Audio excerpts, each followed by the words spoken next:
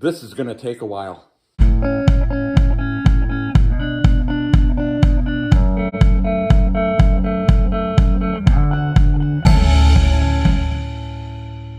Welcome to Robert's British Cars. I'm going to call this part one of the reconstruction of the 1952 MGTD. This car was someone else's project that I purchased. They had completely disassembled the car, sent everything that could be powder coated off to be powder coated. It came back, the body of the car was totally disassembled and repainted, and now we just have to put it together. All of the components, the little nuts and bolts, the dashboard gauges, were all put into little totes and nicely labeled. The engine was sent out and professionally rebuilt, but we're going to start with this frame. The frame, of course, looks like it was sandblasted and powder coated. It's in excellent condition. What we're going to try to do today is install the rear suspension.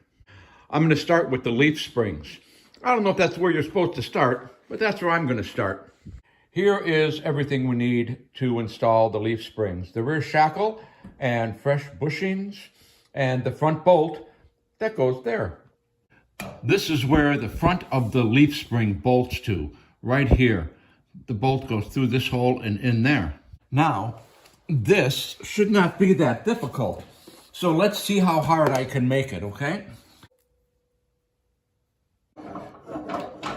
Wiggling it into position, theoretically.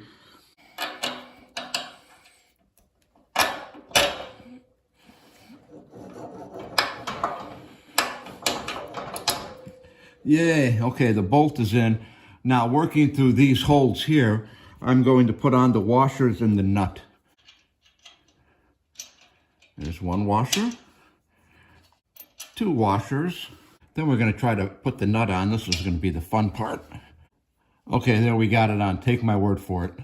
With the front of the spring in place, now we'll put the shackle on the back of the spring. I'll put some grease in there. And then I've got the bushings. So I greased those up as well. And that one can go here, like that.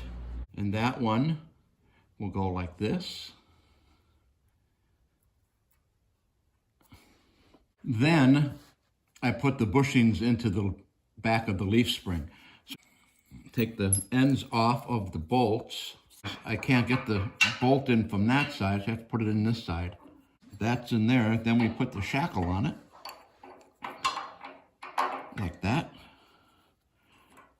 Washer, nut. Put the grease on it. Swing this over and line it up.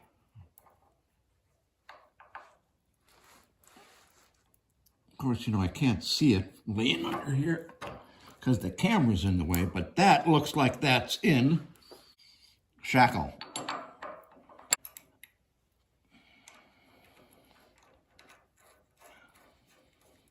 And there you have it. Now it's time to tighten up our shackles. What size are those? Oh, they are 3/8 Whitworth, like a glove. Now that we have the springs on, we're going to try to bolt the differential to the springs. And here are the components we're going to need for that. The first thing I want to do is put the rubber pad on the leaf spring, then put that on there like that, and now we'll lift this onto here.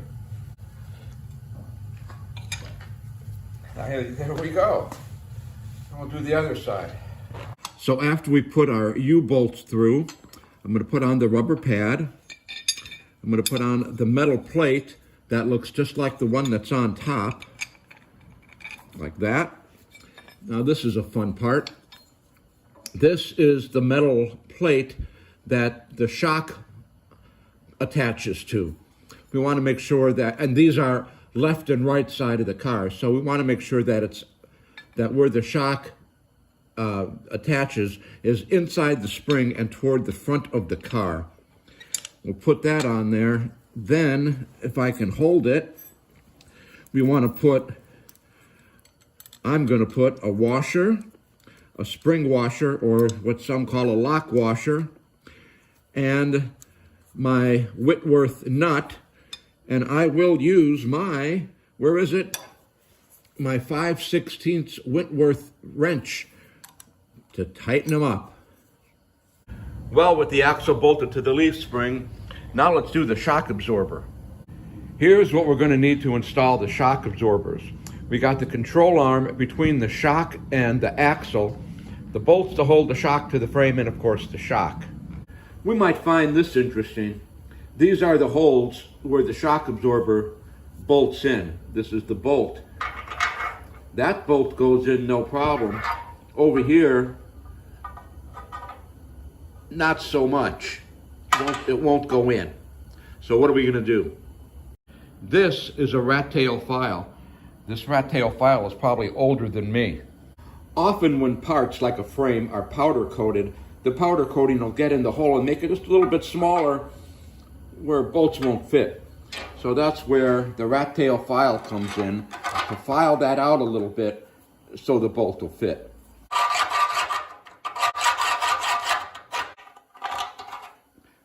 Perfect. Before we put the shock on, I want to put on the rebound rubber here, and I want to put on the strap that the differential hangs on. I'm going to do this first because this is going to be a pain in the butt. The reason this is a pain in the butt is because the axle is hanging too low to get the strap on the bolts. We have to jack up the axle, but we can't jack up the axle because there's not enough weight on the frame. Time to get creative. I have a tie-down ratchet strap wrapped around the spring in the axle and the frame, and I'm going to try to close this distance. I only have to close it about an inch or two. So let's ratchet, nurse, ratchet, and see. I can see it's moving. I think that might do it. Let's see what happens. You know, the hardest part about this is contorting my old body into a position to where I can reach the little nuts and bolts. And there's not even a body on the car. So I can just imagine how difficult this really could be. But let's see what we will see. I'm at this angle now, and I'm just about getting this screw in there. And you see it was hitting the strap right here, so it was difficult to line it up, but I think that is started. Now let's try the other one. So what I did to get this to work is I had to file the holes in this bumper kind of egg-shaped, like an oval. So I had some wiggle so I could line up the bolts. But the bolts are lined up now, so I'm going to tighten it down. There we go. This hanging strap, and I don't know if you can see the one on the other side there, are in place, and our rear axle is hanging by the hanging straps. Now right here is where the shock absorber is attached, so we're going to put that on next. Well, putting the shock on shouldn't be that difficult, but I think I can change that. Okay, first I'm going to take a bolt, put a bolt in here, put a bolt in here. Okay, lock washer nut. And then we have to get this bolt in the hole in the bottom of the shackle. Like that. And that gets a lock washer and a nut. Now I want to put these seals on the back axle. First, I'm going to clean them really good with lacquer thinner, get all the grease off, and then I need to make a gasket. I've got this gasket material here, but to me, this seems a little on the thick side, so I'm going to use this gasket material, which is a little bit thinner. The cap goes on here and holds the bearing in, and the seal rides right here on this surface. Make sure everything is cleaned as clean as you can get it. Here's the gasket I made. Let's see how this is going to work. I'm just going to put a very thin layer of number 2 Permatex on here. Before I put the cover on, I want to just put a little grease on here so that seal will get a nice bead going. And then while I'm greasing, I might as well just throw some grease on these little ball bearings.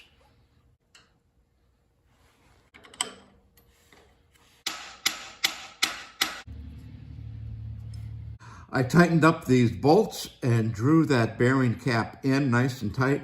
Now I'm going to take my knife, I'm going to go around and cut off the gasket material that I don't need.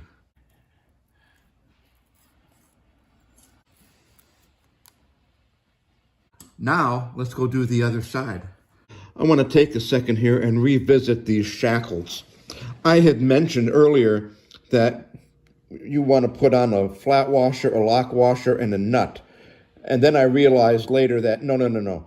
It's 2 nuts, no lock washer. And the reason is right here, this rubber pad. I don't know if you can see that any better. There's a rubber pad above and below the spring. And if you just tighten these down to, tight, you're just compressing this rubber pad and actually defeating the purpose of having a rubber pad.